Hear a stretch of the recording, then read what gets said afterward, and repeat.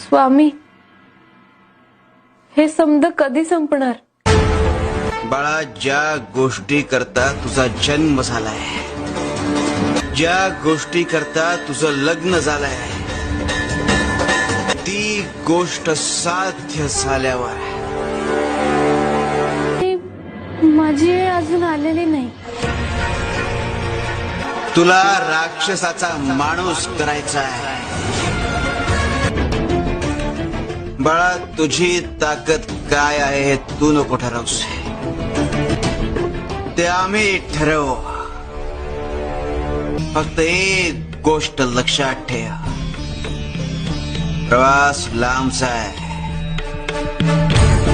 खडतर आहे, खूप सोसावं लागणार आहे, पण हार मानायची नाही. सुधारण्याच्या या प्रवासात